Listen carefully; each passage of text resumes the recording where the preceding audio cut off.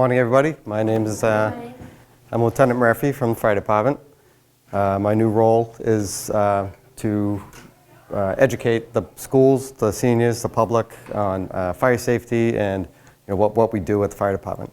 So we'll start off. The main thing we do is fight fires. So you call 911 anytime you have a concern about any potential fire at your house, an electrical concern, any problem if you smell smoke, anything like that, you call us. We just recently ran a program and went to a lot of the houses of seniors, and one of the things, some of the feedback that we got from them was they didn't want to bother us. And that's very nice, but it's not a bother. You call 911 whenever you think you need to. 24 hours a day, somebody will respond. Whether it's for medical issues, a fire problem, we respond to water leaks, and it could be any medical problem. It may not be the fire department that responds, but the police department will come out. Brewster Ambulance, they'll come out. You might get all of us, depending on what you say the issue is. If you have a heart problem, or you think you're having a heart attack or something, you're going to get the police, the ambulance, and the fire department. If you just have a simple fall and you're just having trouble getting back up, you might just get Brewster Ambulance. But sometimes you'll also get the fire department as well. It all depends on sort of how the call comes in and what the dispatcher hears, and if he thinks it's necessary to have more help there. But feel free to call for anything 24 hours a day. I was kind of surprised to hear that they were, people were nervous to call at like 2 in the morning. But it's definitely, we're there, and we're happy to come out. So don't worry about ever calling. So if I just touch a little bit on just fire safety, I know you probably already know a lot of this, but one of the biggest issues that cause fires is unattended cooking. So people put something on the stove, then they go sit down on the couch and they fall asleep. Or they just go get distracted, go in another room. You're just watching TV, or you're on a phone call and you're walking around the house. So you don't want to leave anything unattended. Once you put it on the stove, you want to stay in the kitchen. You want to remember that it's there, and make sure that you're not going to cause an issue yourself. If you do have a fire in your house or in your stove, inside the oven, just leave that door shut. It will probably just put itself out. If you open the door, you'll let in more air, the fire will continue to burn, but if you leave it shut, it might just smother itself out. Fire's on the stove top. If you can get a lid on it, do that. But don't put yourself in any danger. If you have a fire extinguisher, you could try to extinguish it, but make sure that if the fire is here on the stove, that you have an exit. So you want to be between the fire and your exit with that extinguisher, because you don't want to back yourself into a corner somewhere where if the fire gets bigger, now you don't have a way out. Candles, a lot of people burn those. I don't know if any of you do, but people burn candles in their house. Make sure those are away from anything that is going to catch fire, curtains, this time of year, Christmas trees, other decorations that you might not normally have something in a certain spot, but now you put up a decoration, and you always have a candle on this table, but maybe you hung something above it now and you don't want to do that. Fireplaces, if you use those, make sure that you don't have anything too close to those. Make sure you have it serviced every year, cleaned out by a professional, so that you don't have any birds' nests or anything in there. Sometimes the animals get in the chimney, and you want to make sure that they get cleaned before you use them every year. Same thing with the heating system. You want to make sure that that's cleaned and maintained every year. They can get build up, especially the oil burners. They need to be serviced every year. And I had one more point I was going to say. Oh, space heaters. If anyone uses space heaters, those are, you shouldn't have anything within 3 feet of the space heater, and it should be plugged directly to your wall outlet. No extension cords. Think of other fire safety things. Anyone have any questions about any of that stuff? The gas company you called, you smell gas. Yes, and you call us too. We'll come out. We have meters, and we'll try to find out the source. We'll get there a lot faster than the gas company, so we'll come out and make sure initially that everything's safe. Yep. And if you do have any of those issues, gas, you smell gas, you smell smoke or anything like that, obviously just get out of your house, call from outside your house. If you have carbon monoxide alarms and those go off, also just leave the house because that's a dangerous gas. You can't smell it, you can't see it.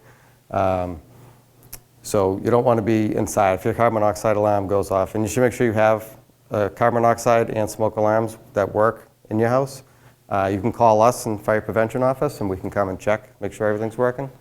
We also have a program that we're running in conjunction with the Red Cross to test your alarms and install new ones if yours aren't working.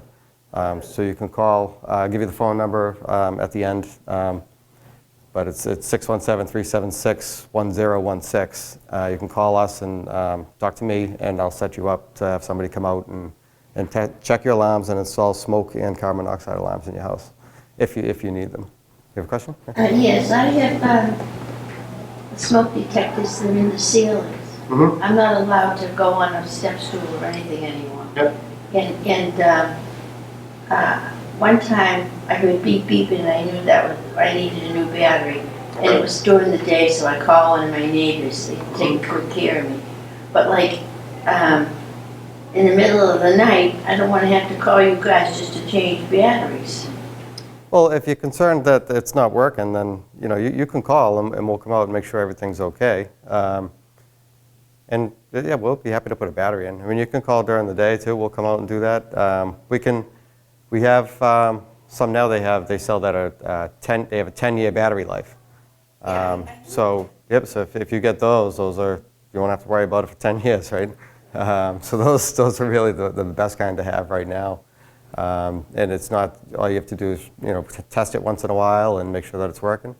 And you shouldn't have to worry about the batteries. Normally the battery ones, we say to change your batteries every 6 months, but obviously if you can't be on a stool, then that's going to be difficult. But if you'd like, you can call us. We'll come check them all right now, and we'll put new ones in if you need them. And because they shouldn't be more than 10 years old as well. After 10 years, they've met their max life, and you replace them at 10 years.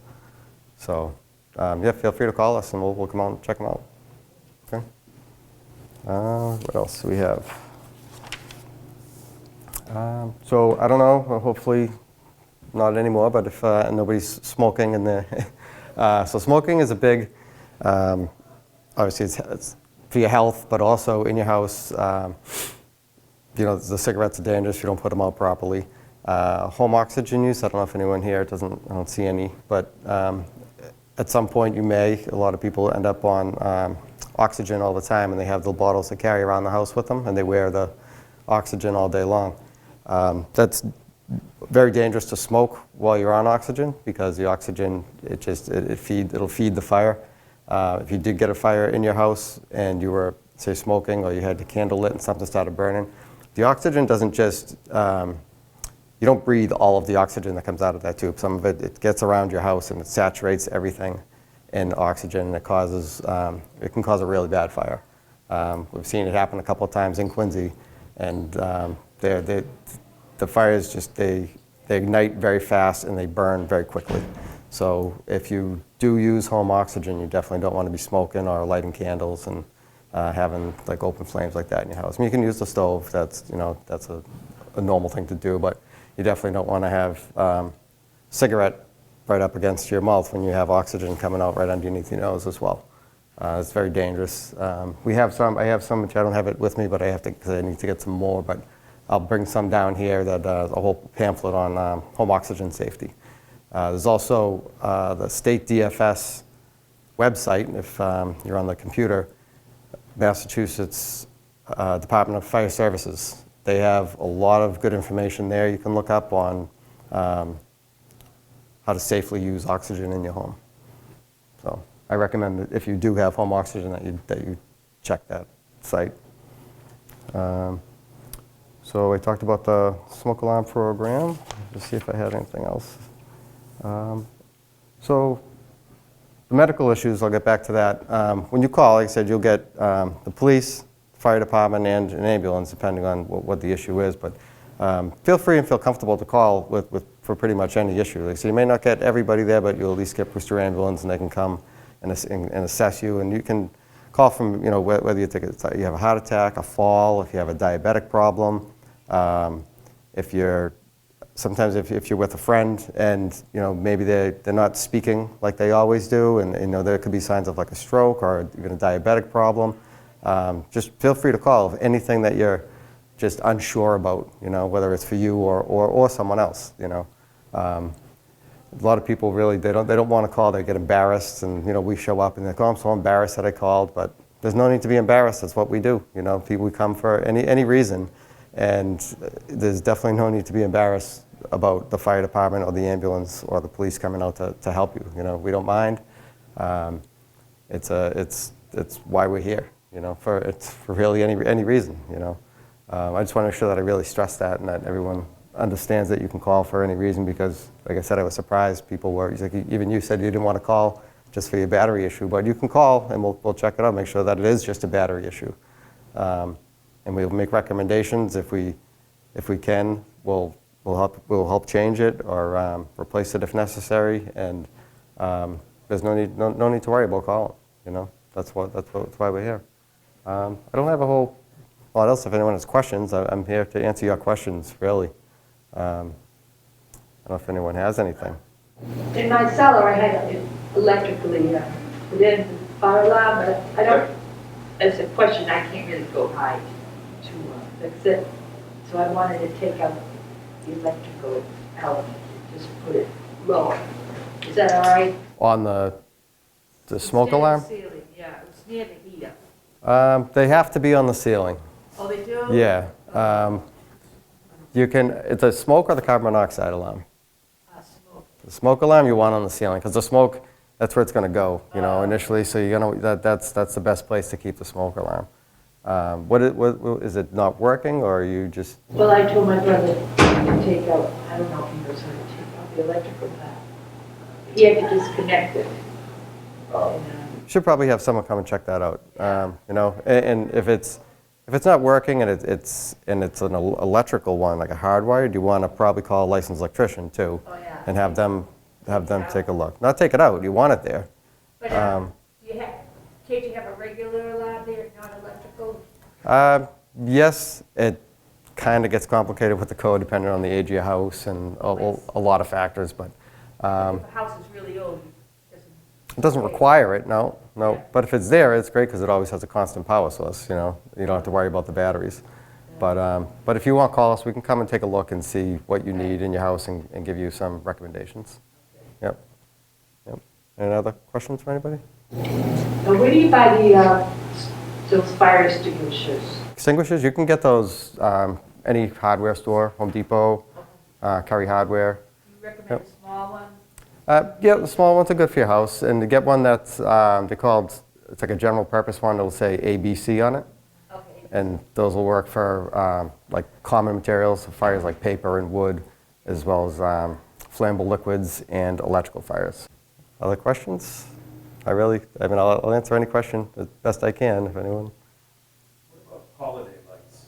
Holiday lights. Yeah, so I actually did a program with QATV last week. You can see that on the channel, but we talked about holiday lights and decorations and all that. So if you have those, and a lot of people do during this time of year, you want to make sure you're not overloading your like a power strip. And that's with anything, really. I mean, the holiday lights, there's a lot more things people plugging in, but anything you're plugging in, make sure you're not overloading an electrical strip or a power strip or an electrical outlet, because that can cause a fire.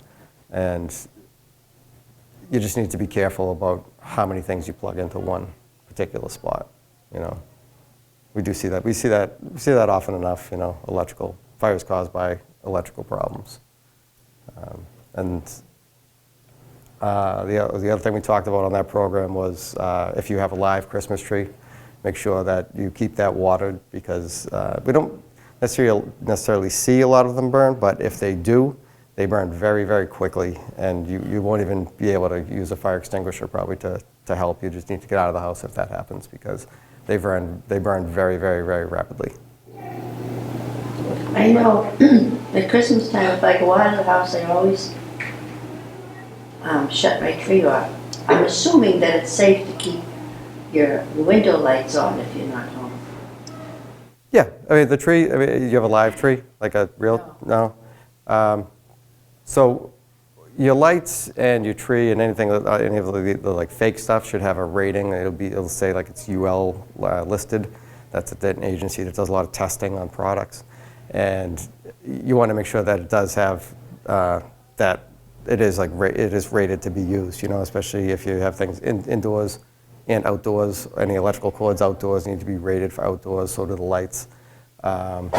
But yeah, I mean, unplugging it is that's a great idea, especially if you have a live tree. I wouldn't leave that plugged in if you're not going to be home. But the window lights, those are generally pretty safe. If you, like I say, if you have ones that have been tested and are rated for that use, you know. They sell some now that are battery operated. Those are, you wouldn't have to worry about those at all, except for replacing batteries. But I know now they do sell different types. I would think you'd have to be, if you have pets, maybe that's a worry too. They could trip over the cords. It is, so yeah, pets, and some of them, they'll chew right through them, possibly too, right? It all depends on, I guess, your particular pet. But yep, the cords, there's a lot of different obstacles. I mean, they could knock over the tree and, you know, your lights and whatever on there. But yep, pets, kids, you know, you got to keep everybody kind of safe away from all the electrical cords. Yep. What about the toaster? The toaster? I had a lot of problems with that. Yeah. I mean, they're generally pretty safe. You don't want to leave it where it can get accidentally turned on if you just, you know, throw something on the countertop or whatever. But what kind of problems do you have with it? Well, it was the smoke. Yep. Because there was crumbs in there, so now I'm more, Yep, you got to clean them out. Yep, and I then always clean it every day. yeah, that's a good idea. Yeah. Any appliance really. I mean, if you're not using it, you should probably unplug it. Any small appliance like that, yeah, the toaster, coffee maker, even, you know. If it's a small appliance and it doesn't need to be on, you can just unplug it, and you shouldn't have any problems. And only, you know, like I said, just like when you're cooking, don't leave it unattended when you're using it, just in case there is an issue with it. You'll be right there to try and stop it. Right. I got a question about plugs. We had to have a new plug put in, and I'll tell you, I can get the plug into the wall because it's so tight. Yeah, I don't know exactly what they're called. I have them at my house too, same thing. We had new ones that were put in, and they're very difficult to plug anything into. I believe that they're made like that as a safety for like children and you know. But yeah, I do have the same problem. There's got to be yeah, I think you just have to get used to it, because I think that's how they make most of them now. All the ones that I had done at my house are the same way, and I have the same problem trying to plug those in. Yep. Yeah, because most of my outlets they've been there for a while, and both little prong holes that you put in, they're both the same size, but a lot of the new electrical wire things, one is smaller than the other, and you have trouble putting that thing in, so I got some adapters to put in. Oh, okay. But yeah, I know what you mean. My whole back of when it was because one prong was bigger than the other. In olden days, they were both the same size. Yep. Yeah, I mean, if you have any concerns about anything electrical, obviously you do want to start with, like, get a licensed electrician out to take a look at it, you know. But I don't think you're going to have much luck getting a different type of outlet. You might, but yeah, I think they make a lot of them like that. And they are difficult to put things into. There's a reason for that, but doesn't necessarily make it easier. What about dryer vents? Dry vents, yeah, those. So I was talking. Sorry. Clean them out. Yep. Yeah, I was talking a little bit about carbon monoxide. So clean out your dryer vent for two reasons. One, if the air isn't flowing out your dryer vent, you could have carbon monoxide buildup in your house. And the other reason is all that lint buildup that can catch fire. And we go to a decent amount of places that have dryer fires. A lot of times, which is, you know, if we get there quick enough and it's contained right to the dryer, but that does happen. It's pretty common. Make sure they're cleaned, and on the outside of your house, make sure they're not blocked in the wintertime especially. the dryer vent and your heating vent if it comes out the side of your house. If we get a lot of snow and the snow builds up and blocks that vent, now that carbon monoxide will build up back into your house. So you definitely want to make sure that that's kept clear. Yep. So, I do have one last question. It's bothered me for years. I have a spotlight on the front of my house, and I have an outside electrical light in the back. And so I run an extension cord around the house on the ground to plug into the spotlight. And I always worry when the connection between the spotlight and the extension cord, you know, if it rained or something, I wrapped a little baggie around it to keep it from getting weather at it, but I don't know whether I'm being too silly or not. I would assume if it's an outlight, a spotlight for outside going into an extension cord, which I think most of them do, that I'm probably making a big deal out of nothing.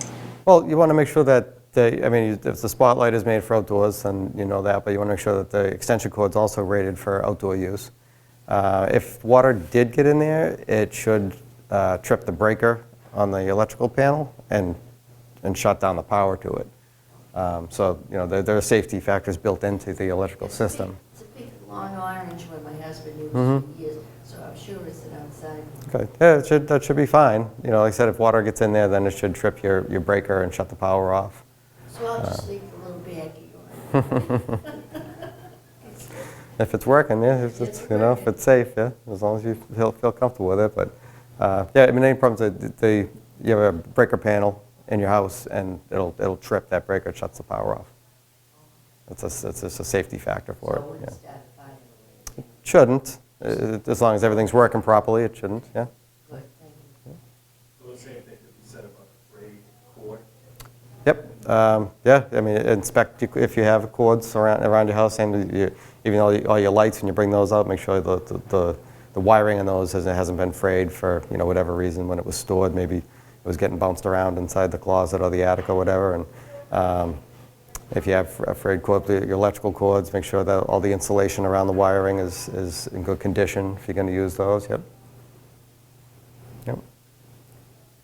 Any more questions? I can stay as long as you need me to. We can.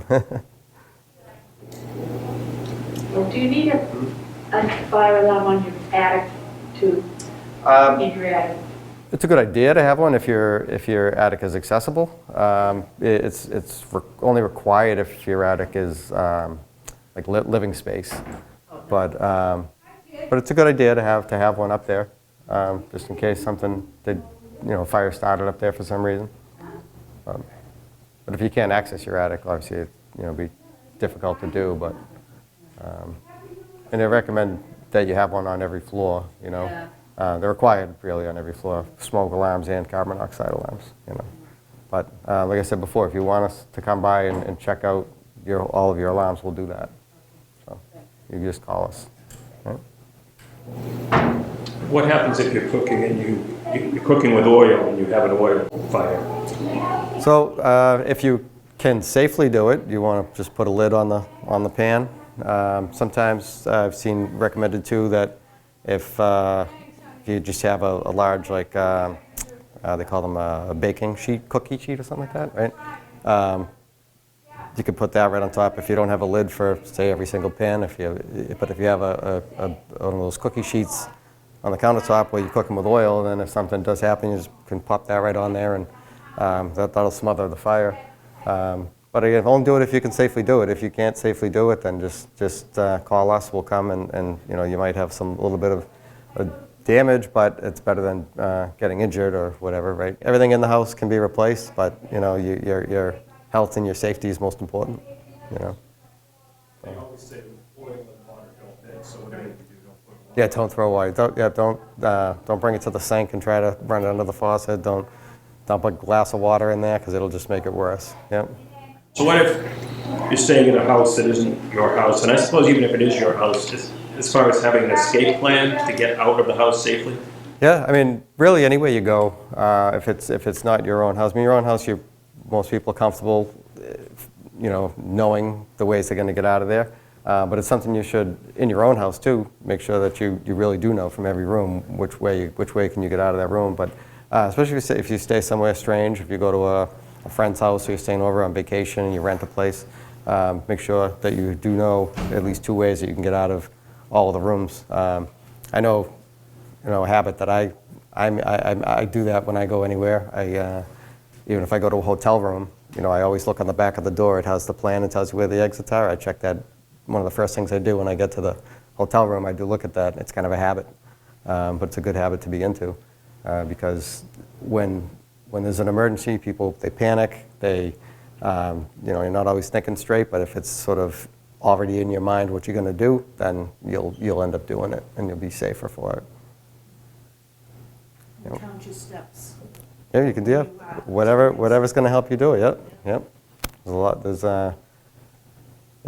a good point. Yeah, you definitely want to find any way that you can get out, but make sure that that you're comfortable with. Is there a window here, a door here, or that you know the layout of whatever house or room you're staying in. Yep.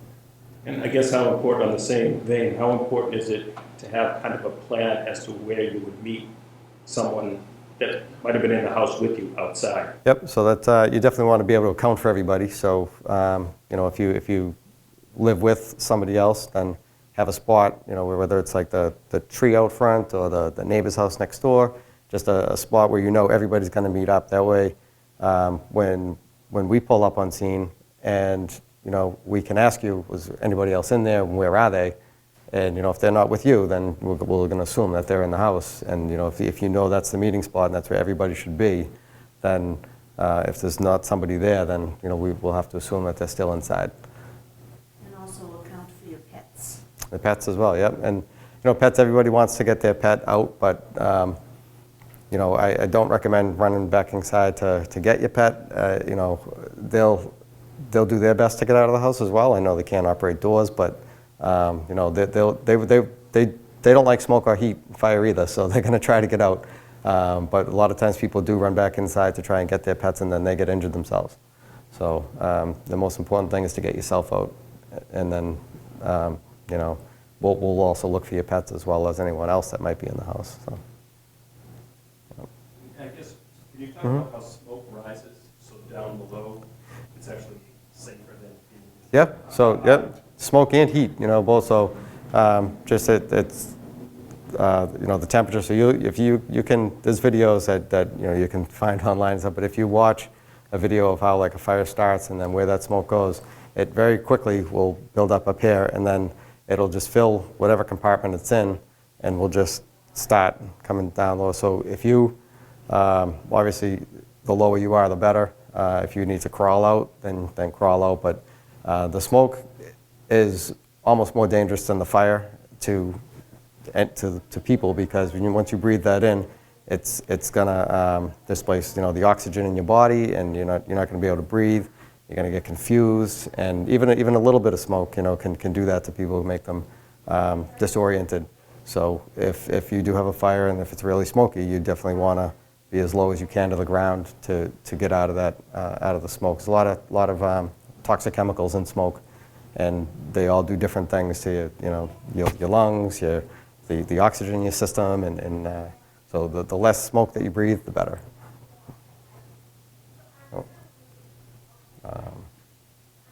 Do we have anything else? You good? All right. Sorry. The phone number is 617-376. Yep, 1016. Yep. All right. That's to my office. Yep. And you can call that, and we can set up a time to come and check your smoke alarms. If you don't have any more questions, thanks for having me. I'll come out whenever you want. You can call the office with any questions, and it doesn't have to be just about the smoke alarms. Any other questions you have about, your concerns about anything at your house or your home or whatever, and we'll do our best to answer them and help you out.